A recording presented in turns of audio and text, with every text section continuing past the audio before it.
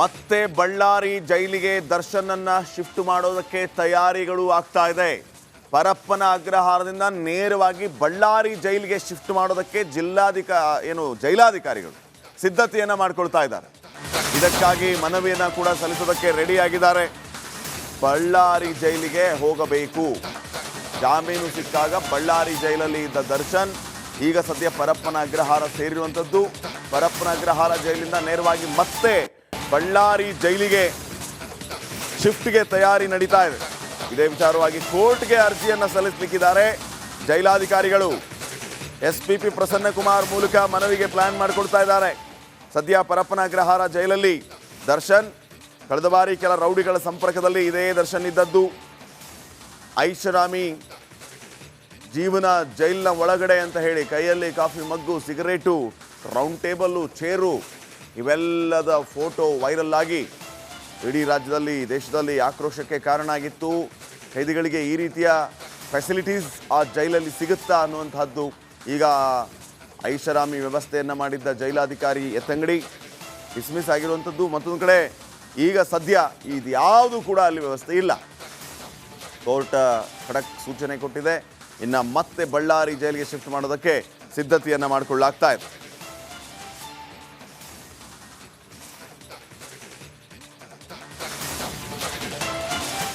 ಪರಪ್ಪನ ಅಗ್ರಹಾರದಲ್ಲಿ ದರ್ಶನ್ ಮೇಲೆ ಹದ್ದಿನ ಕಣ್ಣಿರಿಸಲಾಗಿದೆ. ಎಲ್ಲ ಜೈಲಲ್ಲಿ ಯಾವ ರೀತಿ ವ್ಯವಸ್ಥೆ ಇದೆಯೋ ಅದೇ ರೀತಿ ದರ್ಶನ್ಗೂ ಕೂಡ ವ್ಯವಸ್ಥೆ. ಮನೆಯಿಂದ ಊಟ ಮತ್ತೊಂದು ಮಗದೊಂದು ಯಾವುದಕ್ಕೂ ಕೂಡ ಅಲ್ಲಿ ಅನುಮತಿ ಇಲ್ಲ. ಜೈಲಲ್ಲಿ ಎಲ್ಲರಿಗೂ ಯಾವ ರೀತಿ ವ್ಯವಸ್ಥೆ ಇದೆಯೋ ಅದೇ ರೀತಿ ದರ್ಶನ್ಗೆ ವ್ಯವಸ್ಥೆ. ಒಂದು ಎಕ್ಸ್ಟ್ರಾ ಬೆಡ್ಶೀಟ್ ಕೇಳಿದ್ರು ಕೂಡ ಕೊಟ್ಟಿಲ್ಲ. ಜೈಲಿನ ನಿಯಮಾವಳಿಗಳ ಪ್ರಕಾರ ಕೇವಲ ಒಂದೇ ಒಂದು ಬೆಡ್ಶೀಟ್ ತಗೊಂಡು ಹೋಗು ದರ್ಶನ್ ಅಂತ ಹೇಳಿದ್ರಂತೆ ಅಧಿಕಾರಿಗಳು. ಇನ್ನು ಭದ್ರತೆ ಬ್ಯಾರಕ್ ಹೇಗಿದೆ? ದರ್ಶನ್ ಇರುವಂಥ ಬ್ಯಾರಕ್ನಲ್ಲಿ ಭದ್ರತೆ. ಸುಪ್ರೀಂ ಕೋರ್ಟ್ ಚಾಟಿ ಬಳಿಕ ಜೈಲ್ ಸಿಬ್ಬಂದಿ ಎಚ್ಚೆತ್ತುಕೊಂಡಿದೆ. ಕಳೆದ ಬಾರಿ ಲಾನ್ನಲ್ಲಿ ಕುಳಿತು ಸಿಗರೇಟ್ ಸೇದಿದ್ದು, ಆದರೆ ಈ ಬಾರಿ ಕಂಪ್ಲೀಟ್ ಸೆಟಪ್ ಗೆಟಪ್ ಎಲ್ಲ ಚೇಂಜ್. 24 ಗಂಟೆನೂ ದರ್ಶನ್ ಮೇಲೆ ಸಿಬ್ಬಂದಿ ನಿಗಾಯಿಸ್ತಾ ಇದ್ದಾರೆ. ಕಾರಾಗೃಹ ಕೊಠಡಿ ಸಂಖ್ಯೆ 1ರಲ್ಲಿ ದರ್ಶನ್ ಆ್ಯಂಡ್ ಗ್ಯಾಂಗ್. ಜೈಲಲ್ಲಿ ಯಾರಿಗೂ ಇಲ್ಲ ದರ್ಶನ್ ಭೇಟಿಗೆ ಅವಕಾಶ. ಸಿಬ್ಬಂದಿ ಕೂಡ ವಿನಾಕಾರಣ ಮಾತಾಡುವಂತಿಲ್ಲ. 500 ಕೈದಿಗಳು ಇರುವಂತಹ ಸಾಮರ್ಥ್ಯ ಇರೋ ಕೊಠಡಿಯಲ್ಲಿ ಈಗ ದರ್ಶನ್. ಅದಕ್ಕಾಗಿ ಜೈಲ್ ಸಿಬ್ಬಂದಿಗೆ ಬಾಡಿ ಕ್ಯಾಮೆರಾ ವ್ಯವಸ್ಥೆ ಇದೆ. ಓರ್ವ ಅಸಿಸ್ಟೆಂಟ್ ಸೂಪರಿಂಟೆಂಡೆಂಟ್ರಿಂದ ನಿಗಾವಹಿಸುವ ಕೆಲಸ ಆಗ್ತಾ ಇದೆ. 2 ಜೈಲರ್, 2 ಅಸಿಸ್ಟೆಂಟ್ ಜೈಲರ್ ಉಸ್ತುವಾರಿ, 2 ಹೆಡ್ ವಾರ್ಡ್ಗಳು, 2 ವಾರ್ಡರ್ಗಳ ನಿಯೋಜನೆ. ಆಗಾಗ ಪ್ರತಿಯೊಂದನ್ನು ಕೂಡ ಅಧಿಕಾರಿಗಳು ಗಮನಿಸ್ತಾ ಇದ್ದಾರೆ. ಕಳೆದ ಬಾರಿ ಫುಲ್ ಫ್ರೀ, ಆದರೆ ಈ ಬಾರಿ ಫುಲ್ ಟೈಟ್. ಸೆಲ್ಲಲ್ಲಿ ಖಾಲಿ ಕೂರಬೇಕು, ಪುಸ್ತಕ ಮಾತ್ರ ಓದಬೇಕು, ಏನು ಎಕ್ಸ್ಟ್ರಾ ಕೇಳುವಂಗಿಲ್ಲ. ಇನ್ನಷ್ಟು ಅಪ್ಡೇಟ್ಸ್ ಕೊಡ್ತಾರೆ ಪ್ರತಿನಿಧಿ ಮಾದೇಶ್. ಈಗ ನೇರ ಸಂಪರ್ಕದಲ್ಲಿ ಮಾದೇಶ್, ಜೈಲಲ್ಲಿ ಎಲ್ಲ ಖೈದಿಗಳಿಗೆ ಯಾವ ರೀತಿಯ ವ್ಯವಸ್ಥೆ ಇದೆಯೋ ಅದೇ ರೀತಿಯ ವ್ಯವಸ್ಥೆ ದರ್ಶನ್ಗೂ ಕೂಡ. ಯಾವುದೇ ರೀತಿಯ extra facilities, care no way.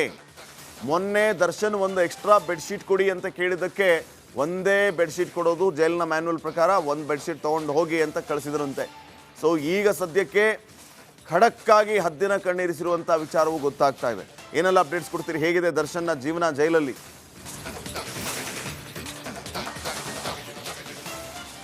Shripad, ಖಂಡಿತವಾಗ್ಲೂ ಕೂಡ 2 ಬೆಡ್ಶೀಟ್ ಕೇಳಿದ್ರೆ ಒಂದೇ ಬೆಡ್ಶೀಟ್ ಕೊಡ್ತೀವಿ ಅನ್ನೋವಂಥ ಖಾರವಾಗಿ ಜೈಲಾಧಿಕಾರಿಗಳು ಒಬ್ಬ ಸೂಪರ್ ಸ್ಟಾರ್ ದರ್ಶನ್ಗೆ ಹೇಳ್ತಾರಂದರೆ ಅದರ ಎಫೆಕ್ಟ್ ಎಲ್ಲಿಂದ ಬಂದಿದ್ದು? ನೇರವಾಗಿ ಸುಪ್ರೀಂ ಕೋರ್ಟ್ನ ಒಂದು ಆದೇಶ. ವಾರ್ನ್ ಬರೀ ಆದೇಶ ಅಲ್ಲ, ನೆಕ್ಸ್ಟ್ ಟೈಮ್ ಏನಾದರೂ ಈ ರೀತಿಯಾದಂಥ ಆತನಿಗೆ ಜೈಲಿನಲ್ಲಿ ಏನಾದರೂ ಒಂದಷ್ಟು ಸ್ಪೆಷಾಲಿಟೀಸ್ ಏನಾದರೂ ಕೊಟ್ಟರೆ ಎಲ್ಲರನ್ನೂ ಕೂಡ ಸಸ್ಪೆಂಡ್ ಮಾಡಿ ಇಲ್ಲಿವರೆಗೂ ಕರೆಸ್ತೀನಿ ಸುಪ್ರೀಂ ಕೋರ್ಟ್ವರೆಗೂ ಅಂತೇಳಿ ಸುಪ್ರೀಂ ಕೋರ್ಟ್ ಜಡ್ಜ್ ಅವರು ವಾರ್ನ್ ಮಾಡುವಂಥ ಕೆಲಸವನ್ನು ಮಾಡಿದರು. ಅದಾದಮೇಲೆ ಜೈಲಿನ ಕಂಪ್ಲೀಟ್ ವ್ಯವಸ್ಥೆಯೇ ಚೇಂಜ್ ಆಗಿದೆ. ಸುಪ್ರೀಡೆಂಟ್ ಜೈಲಾಧಿಕಾರಿಗಳೇನಿದ್ದಾರೆ ಎಲ್ಲವನ್ನೂ ಕೂಡ ಚೇಂಜ್ ಮಾಡುವಂಥ ಕೆಲಸವನ್ನು ಮಾಡಿದ್ದಾರೆ. ಅದರಲ್ಲೂ ಕೂಡ ಈಗ ಪ್ರಿಸನ್ ADGP ಯಾರಿದ್ದಾರೆ ಅಂದರೆ ದಯಾನಂದ್, IPS ದಯಾನಂದ್ ಅವರು ಈಗ ಪ್ರಿಸನ್ ADGP ಇದ್ದಾರೆ.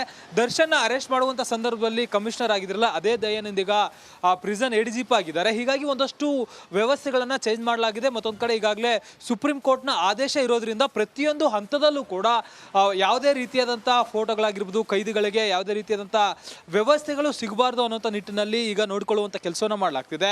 ಪ್ರಮುಖವಾಗಿ ದರ್ಶನ್ ವಿಚಾರದಲ್ಲಿ ಕಳೆದ ಬಾರಿ ಎಷ್ಟು ಸೌಲಭ್ಯಗಳಿತ್ತೋ ಅದರ ಒಂದಿಷ್ಟು ಕೂಡ ಮ್ಯಾನ್ಯುವಲ್ನಲ್ಲಿ ಏನಿರುತ್ತೆ ಅಷ್ಟು ಮಾತ್ರ ಸೌಲಭ್ಯವನ್ನು ಕೊಡೋದಕ್ಕೆ ಅಧಿಕಾರಿಗಳು ಮುಂದಾಗಿದ್ರೆ, ಇದರ ಜೊತೆಗೆ ದರ್ಶನ್ ಜೊತೆ ಯಾರ್ಯಾರು ಮಾತಾಡ್ತಾರೆ, ಯಾರ್ಯಾರು ಸಂಪರ್ಕಕ್ಕೆ ಬರ್ತಾರೆ, ಸಿಬ್ಬಂದಿಗಳು ಕೂಡ ಸರಿಯಾಗಿ ಮಾತಾಡೋ ಹಾಗಿಲ್ಲ ಅಂತೇಳಿ ಹಿರಿಯ ಅಧಿಕಾರಿಗಳು ನೇರವಾಗಿ ಸೂಚನೆ ನೀಡುವಂಥ ಕೆಲಸವನ್ನು ಮಾಡಿದ್ದಾರೆ.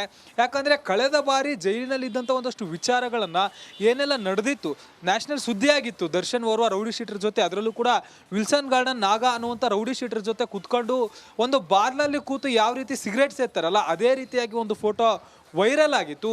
ಆ ಒಂದು ವಿಚಾರ ಜೈಲಿನ ವ್ಯವಸ್ಥೆಗಳನ್ನು ಬಿಚ್ಚಿಟ್ಟಿತ್ತು. ಜೊತೆಗೆ ಜೈಲಿನಲ್ಲಿರುವಂಥ ಕೈದಿಗಳಿಗೂ ಹೊರಗಡೆ ಓಡಾಡುವಂಥ ಒಂದಷ್ಟು ಆರೋಪಿಗಳಿಗೂ ಏನು ಡಿಫ್ರೆನ್ಸ್ ಇಲ್ಲ ಅನ್ನೋಂಥ ರೀತಿಯಲ್ಲಿ ಆ ಒಂದು ಫೋಟೋ ಇತ್ತು. ಹೀಗಾಗಿ ಇಂತಹ ವಿಚಾರಗಳನ್ನು ಕೋರ್ಟ್ ಯಾವಾಗ ಇಷ್ಟೊಂದು ಸೀರಿಯಸ್ ಆಗಿ ಗಮನಿಸಲಾಗಿದೆ ಅಂತ ಗೊತ್ತಾಯಿತು, ಪ್ರತಿಯೊಂದು ಹಂತದಲ್ಲೂ ಕೂಡ ಈಗ ಟೈಟ್ ಸೆಕ್ಯೂರಿಟಿ ಮಾಡುವಂಥ ಕೆಲಸವನ್ನು ಮಾಡಿದ್ದಾರೆ. ದರ್ಶನ್ ಬ್ಯಾರಕ್ಕಿನ ಬಳಿಯೇ ಒಂದಷ್ಟು ಸಿಬ್ಬಂದಿಗಳನ್ನು ನಿಯೋಜನೆ ಮಾಡುವಂಥ ಕೆಲಸವನ್ನು ಕೂಡ ಹಿರಿಯ ಅಧಿಕಾರಿಗಳು ಮಾಡಿದ್ದಾರೆ. ಜೊತೆಗೆ ಆ ಒಂದು ಸಿಬ್ಬಂದಿಗೆ ಬಾಡಿ ವಾರ್ನ್ ಕ್ಯಾಮ್ರಾವನ್ನು ಕೂಡ ಅಳವಡಿಸಲಾಗಿದೆ. ಅಲ್ಲಿ ಯಾರ್ಯಾರು ಓಡಾಡ್ತಾರೆ, ದರ್ಶನ್ ಯಾರ್ಯಾರು ಮೀಟ್ ಮಾಡ್ತಾರೆ, ದರ್ಶನ್ ಹೊರಗಡೆ ಬರ್ತಾರಾ ಇಲ್ವಾ, ಅಂದರೆ ಮೇಲಧಿಕಾರಿಗಳ ಸೂಚನೆ ಇದ್ರೂ ಕೂಡ ಜೈಲಿನಲ್ಲಿ ಇದ್ದಂಥ ಒಂದಷ್ಟು ಸಿಬ್ಬಂದಿಗಳು ದರ್ಶನ್ಗೆ ಒಂದಷ್ಟು ವ್ಯವಸ್ಥೆಗಳನ್ನು ಕಲ್ಪಿಸಿಕೊಡ್ತಿದ್ರು ಅನ್ನುವಂಥ ಆರೋಪ ಇತ್ತು. ಕಳೆದ ಬಾರಿ ಆಗಿದಂಥದ್ರಲ್ಲಿ ಸಿಬ್ಬಂದಿಯ ಕೈವಾಡವೂ ಕೂಡ ಇತ್ತು. ಅದಕ್ಕೆ ಸಂಬಂಧಪಟ್ಟಂತೆ FIR ದಾಖಲು ಮಾಡಲಾಗಿ ಸೌತ್ ಈಸ್ಟ್ DCP ನೇತೃತ್ವದಲ್ಲಿ ತನಿಖೆಯನ್ನು ಕೂಡ ನಡೆಸಲಾಗಿತ್ತು. ಆದರೆ ಈ ಬಾರಿ ಯಾವುದೇ ಕಾರಣಕ್ಕೂ ಕೂಡ ಚಾನ್ಸ್ ಕೊಡಬಾರ್ದು, ಇಲ್ಲಿ ಸಿಬ್ಬಂದಿ ಕೂಡ ತಪ್ಪು ಮಾಡಬಾರ್ದು, ದರ್ಶನ್ ಕೂಡ ಯಾವುದೇ ರೀತಿಯಾದಂಥ ಕೆಲಸಕ್ಕೆ ಮುಂದಾಗಬಾರ್ದು ಅನ್ನೋಂಥ ನಿಟ್ಟಿನಲ್ಲಿ ಟೈಟ್ ಸೆಕ್ಯೂರಿಟಿ ಮಾಡಲಾಗ್ತಿದೆ. ದರ್ಶನ್ ಕಂಬಿಯ ಒಳಗಡೆ ಎಷ್ಟು ಕೂಡಬೇಕು, ನಿದ್ದೆ ಮಾಡಬೇಕು, ಇಲ್ಲ ಪುಸ್ತಕ ಓದಬೇಕು ಅಷ್ಟೇ ಬಾಕಿ ಇದೆ. ನಿಜವಾದ ಜೈಲು ಏನಂತ ದರ್ಶನ್ಗೆ ಈ ಬಾರಿ ತೋರಿಸಿದ್ದಾರೆ. ಮತ್ತೆ ಬಳ್ಳಾರಿ ಜೈಲಿಗೆ ದರ್ಶನನ್ನ ಶಿಫ್ಟ್ ಮಾಡೋದಕ್ಕೆ ತಯಾರಿಗಳು ಆಗ್ತಾ ಇದೆ. ಪರಪ್ಪನ ಅಗ್ರಹಾರದಿಂದ ನೇರವಾಗಿ ಬಳ್ಳಾರಿ ಜೈಲಿಗೆ ಶಿಫ್ಟ್ ಮಾಡೋದಕ್ಕೆ ಜೈಲಾಧಿಕಾರಿಗಳು ಸಿದ್ಧತೆಯನ್ನ ಮಾಡ್ಕೊಳ್ತಾ ಇದ್ದಾರೆ. ಇದಕ್ಕಾಗಿ ಮನವಿಯನ್ನ ಕೂಡ ಸಲ್ಲಿಸೋದಕ್ಕೆ ರೆಡಿಯಾಗಿದ್ದಾರೆ. ಬಳ್ಳಾರಿ ಜೈಲಿಗೆ ಹೋಗಬೇಕು, ಜಾಮೀನು ಸಿಕ್ಕಾಗ ಬಳ್ಳಾರಿ ಜೈಲಲ್ಲಿ ಇದ್ದ ದರ್ಶನ್ ಈಗ ಸದ್ಯ ಪರಪ್ಪನ ಅಗ್ರಹಾರ ಸೇರಿರುವಂಥದ್ದು. ಪರಪ್ಪನ ಅಗ್ರಹಾರ ಜೈಲಿಂದ ನೇರವಾಗಿ ಮತ್ತೆ ಬಳ್ಳಾರಿ ಜೈಲಿಗೆ ಶಿಫ್ಟ್ಗೆ ತಯಾರಿ ನಡೀತಾ ಇದೆ. ಇದೇ ವಿಚಾರವಾಗಿ ಕೋರ್ಟ್ಗೆ ಅರ್ಜಿಯನ್ನು ಸಲ್ಲಿಸಲಿಕ್ಕಿದ್ದಾರೆ ಜೈಲಾಧಿಕಾರಿಗಳು. SPP ಪ್ರಸನ್ನಕುಮಾರ್ ಮೂಲಕ ಮನವಿಗೆ ಪ್ಲಾನ್ ಮಾಡಿಕೊಡ್ತಾ ಇದ್ದಾರೆ. ಸದ್ಯ ಪರಪ್ಪನ ಅಗ್ರಹಾರ ಜೈಲಲ್ಲಿ ದರ್ಶನ್ ಕಳೆದ ಬಾರಿ ಕೆಲ ರೌಡಿಗಳ ಸಂಪರ್ಕದಲ್ಲಿ ಇದೇ ದರ್ಶನ್ ಇದ್ದದ್ದು. ಐಷಾರಾಮಿ ಜೀವನ ಜೈಲಿನ ಒಳಗಡೆ ಅಂತ ಹೇಳಿ ಕೈಯಲ್ಲಿ coffee mug, cigarette, round table, chair ಇವೆಲ್ಲದ ಫೋಟೋ ವೈರಲ್ ಆಗಿ ಇಡೀ ರಾಜ್ಯದಲ್ಲಿ ದೇಶದಲ್ಲಿ ಆಕ್ರೋಶಕ್ಕೆ ಕಾರಣ ಆಗಿತ್ತು. ಕೈದಿಗಳಿಗೆ ಈ ರೀತಿಯ ಫೆಸಿಲಿಟೀಸ್ ಆ ಜೈಲಲ್ಲಿ ಸಿಗುತ್ತಾ ಅನ್ನುವಂಥದ್ದು ಈಗ ಐಷಾರಾಮಿ ವ್ಯವಸ್ಥೆಯನ್ನು ಮಾಡಿದ್ದ ಜೈಲಾಧಿಕಾರಿ ಎತ್ತಂಗಡಿ ಡಿಸ್ಮಿಸ್ ಆಗಿರುವಂಥದ್ದು. ಮತ್ತೊಂದು ಕಡೆ ಈಗ ಸದ್ಯ ಇದು ಯಾವುದು ಕೂಡ ಅಲ್ಲಿ ವ್ಯವಸ್ಥೆ ಇಲ್ಲ. ಕೋರ್ಟ್ ಖಡಕ್ ಸೂಚನೆ ಕೊಟ್ಟಿದೆ. ಇನ್ನು ಮತ್ತೆ ಬಳ್ಳಾರಿ ಜೈಲಿಗೆ ಶಿಫ್ಟ್ ಮಾಡೋದಕ್ಕೆ ಸಿದ್ಧತೆಯನ್ನು ಮಾಡಿಕೊಳ್ಳಲಾಗ್ತಾ ಇದೆ.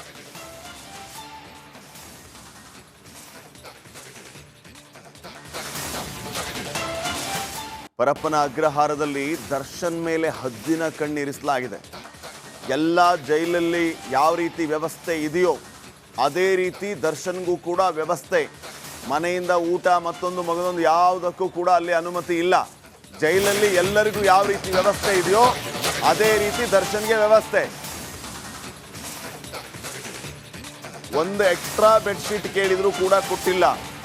ಜೈಲಿನ ನಿಯಮಾವಳಿಗಳ ಪ್ರಕಾರ ಕೇವಲ ಒಂದೇ ಒಂದು ಬೆಡ್ಶೀಟ್ ತಗೊಂಡು ಹೋಗು ದರ್ಶನ್ ಅಂತ ಹೇಳಿದ್ರಂತೆ ಅಧಿಕಾರಿಗಳು. ಇನ್ನು ಭದ್ರತೆ ಬ್ಯಾರಕ್ ಹೇಗಿದೆ? ದರ್ಶನ್ ಇರುವಂಥ ಬ್ಯಾರಕ್ನಲ್ಲಿ ಭದ್ರತೆ. ಸುಪ್ರೀಂ ಕೋರ್ಟ್ ಚಾಟಿ ಬಳಿಕ ಜೈಲ್ ಸಿಬ್ಬಂದಿ ಎಚ್ಚೆತ್ತುಕೊಂಡಿದೆ. ಕಳೆದ ಬಾರಿ ಲಾನ್ನಲ್ಲಿ ಕುಳಿತು ಸಿಗರೇಟ್ ಸೇದಿದ್ದು, ಆದರೆ ಈ ಬಾರಿ ಕಂಪ್ಲೀಟ್ ಸೆಟಪ್ ಗೆಟಪ್ ಎಲ್ಲ ಚೇಂಜ್. 24 ಗಂಟೆನೂ ದರ್ಶನ್ ಮೇಲೆ ಸಿಬ್ಬಂದಿ ನಿಗಾಯಿಸ್ತಾ ಇದ್ದಾರೆ. ಕಾರಾಗೃಹ ಕೊಠಡಿ ಸಂಖ್ಯೆ 1ರಲ್ಲಿ ದರ್ಶನ್ ಆ್ಯಂಡ್ ಗ್ಯಾಂಗ್. ಜೈಲಲ್ಲಿ ಯಾರಿಗೂ ಇಲ್ಲ ದರ್ಶನ್ ಭೇಟಿಗೆ ಅವಕಾಶ. ಸಿಬ್ಬಂದಿ ಕೂಡ ವಿನಾಕಾರಣ ಮಾತಾಡುವಂತಿಲ್ಲ. 500 ಕೈದಿಗಳು ಇರುವಂತಹ ಸಾಮರ್ಥ್ಯ ಇರೋ ಕೊಠಡಿಯಲ್ಲಿ ಈಗ ದರ್ಶನ್. ಅದಕ್ಕಾಗಿ ಜೈಲ್ ಸಿಬ್ಬಂದಿಗೆ ಬಾಡಿ ಕ್ಯಾಮೆರಾ ವ್ಯವಸ್ಥೆ ಇದೆ. ಓರ್ವ ಅಸಿಸ್ಟೆಂಟ್ ಸೂಪರಿಂಟೆಂಡೆಂಟ್ರಿಂದ ನಿಗಾವಹಿಸುವ ಕೆಲಸ ಆಗ್ತಾ ಇದೆ. 2 ಜೈಲರ್, 2 ಅಸಿಸ್ಟೆಂಟ್ ಜೈಲರ್ ಉಸ್ತುವಾರಿ, 2 ಹೆಡ್ ವಾರ್ಡ್ಗಳು, 2 ವಾರ್ಡರ್ಗಳ ನಿಯೋಜನೆ. ಆಗಾಗ ಪ್ರತಿಯೊಂದನ್ನು ಕೂಡ ಅಧಿಕಾರಿಗಳು ಗಮನಿಸ್ತಾ ಇದ್ದಾರೆ. ಕಳೆದ ಬಾರಿ ಫುಲ್ ಫ್ರೀ, ಆದರೆ ಈ ಬಾರಿ ಫುಲ್ ಟೈಟ್. ಸೆಲ್ಲಲ್ಲಿ ಖಾಲಿ ಕೂರಬೇಕು, ಪುಸ್ತಕ ಮಾತ್ರ ಓದಬೇಕು, ಏನು ಎಕ್ಸ್ಟ್ರಾ ಕೇಳುವಂಗಿಲ್ಲ. ಇನ್ನಷ್ಟು ಅಪ್ಡೇಟ್ಸ್ ಕೊಡ್ತಾರೆ ಪ್ರತಿನಿಧಿ ಮಾದೇಶ್. ಈಗ ನೇರ ಸಂಪರ್ಕದಲ್ಲಿ ಮಾದೇಶ್, ಜೈಲಲ್ಲಿ ಎಲ್ಲ ಖೈದಿಗಳಿಗೆ ಯಾವ ರೀತಿಯ ವ್ಯವಸ್ಥೆ ಇದೆಯೋ ಅದೇ ರೀತಿಯ ವ್ಯವಸ್ಥೆ ದರ್ಶನ್ಗೂ ಕೂಡ. ಯಾವುದೇ ರೀತಿಯ extra facilities, care, no way. ಮೊನ್ನೆ ದರ್ಶನ್ ಒಂದು ಎಕ್ಸ್ಟ್ರಾ ಬೆಡ್ಶೀಟ್ ಕೊಡಿ ಅಂತ ಕೇಳಿದ್ದಕ್ಕೆ ಒಂದೇ ಬೆಡ್ಶೀಟ್ ಕೊಡೋದು, ಜೈಲಿನ ಮ್ಯಾನ್ಯುವಲ್ ಪ್ರಕಾರ ಒಂದು ಬೆಡ್ಶೀಟ್ ತೊಗೊಂಡು ಹೋಗಿ ಅಂತ ಕಳಿಸಿದ್ರಂತೆ. ಸೊ ಈಗ ಸದ್ಯಕ್ಕೆ ಖಡಕ್ಕಾಗಿ ಹದ್ದಿನ ಕಣ್ಣೀರಿಸಿರುವಂಥ ವಿಚಾರವೂ ಗೊತ್ತಾಗ್ತಾ ಇದೆ. ಏನೆಲ್ಲ ಅಪ್ಡೇಟ್ಸ್ ಕೊಡ್ತೀರಿ? ಹೇಗಿದೆ ದರ್ಶನ್ನ ಜೀವನ ಜೈಲಲ್ಲಿ?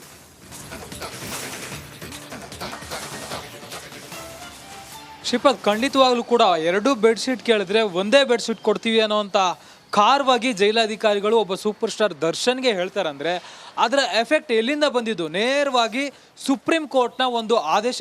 ವಾರ್ನ್ ಬರೀ ಆದೇಶ ಅಲ್ಲ, ನೆಕ್ಸ್ಟ್ ಟೈಮ್ ಏನಾದರೂ ಈ ರೀತಿಯಾದಂಥ ಆತನಿಗೆ ಜೈಲಿನಲ್ಲಿ ಏನಾದರೂ ಒಂದಷ್ಟು ಸ್ಪೆಷಾಲಿಟೀಸ್ ಏನಾದರೂ ಕೊಟ್ಟರೆ ಎಲ್ಲರನ್ನೂ ಕೂಡ ಸಸ್ಪೆಂಡ್ ಮಾಡಿ ಇಲ್ಲಿವರೆಗೂ ಕರೆಸ್ತೀನಿ ಸುಪ್ರೀಂ ಕೋರ್ಟ್ವರೆಗೂ ಅಂತೇಳಿ ಸುಪ್ರೀಂ ಕೋರ್ಟ್ ಜಡ್ಜ್ ಅವರು ವಾರ್ನ್ ಮಾಡುವಂಥ ಕೆಲಸವನ್ನು ಮಾಡಿದರು. ಅದಾದಮೇಲೆ ಜೈಲಿನ ಕಂಪ್ಲೀಟ್ ವ್ಯವಸ್ಥೆಯೇ ಚೇಂಜ್ ಆಗಿದೆ.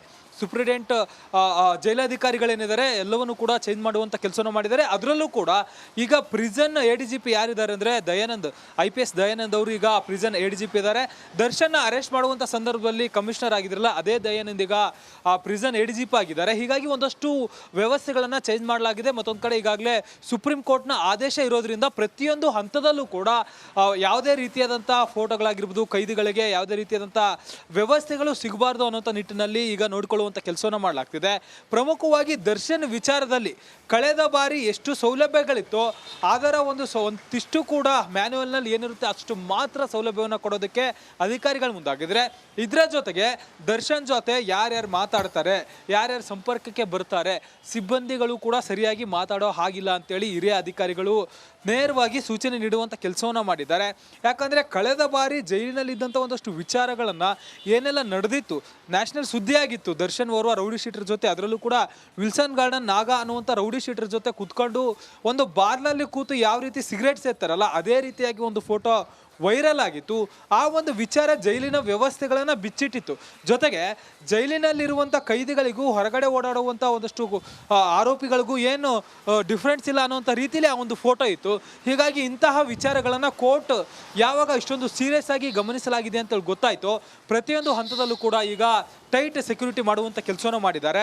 ದರ್ಶನ್ ಬ್ಯಾರಕ್ಕಿನ ಬಳಿಯೇ ಒಂದಷ್ಟು ಸಿಬ್ಬಂದಿಗಳನ್ನು ನಿಯೋಜನೆ ಮಾಡುವಂಥ ಕೆಲಸವನ್ನು ಕೂಡ ಹಿರಿಯ ಅಧಿಕಾರಿಗಳು ಮಾಡಿದ್ದಾರೆ. ಜೊತೆಗೆ ಆ ಒಂದು ಸಿಬ್ಬಂದಿಗೆ ಬಾಡಿ ವಾರ್ನ್ ಕ್ಯಾಮ್ರಾವನ್ನು ಕೂಡ ಅಳವಡಿಸಲಾಗಿದೆ. ಅಲ್ಲಿ ಯಾರ್ಯಾರು ಓಡಾಡ್ತಾರೆ, ದರ್ಶನ್ ಯಾರ್ಯಾರು ಮೀಟ್ ಮಾಡ್ತಾರೆ, ದರ್ಶನ್ ಹೊರಗಡೆ ಬರ್ತಾರಾ ಇಲ್ವಾ, ಅಂದರೆ ಮೇಲಧಿಕಾರಿಗಳ ಸೂಚನೆ ಇದ್ರೂ ಕೂಡ ಜೈಲಿನಲ್ಲಿ ಇದ್ದಂಥ ಒಂದಷ್ಟು ಸಿಬ್ಬಂದಿಗಳು ದರ್ಶನ್ಗೆ ಒಂದಷ್ಟು ವ್ಯವಸ್ಥೆಗಳನ್ನು ಕಲ್ಪಿಸಿಕೊಡ್ತಿದ್ರು ಅನ್ನುವಂಥ ಆರೋಪ ಇತ್ತು.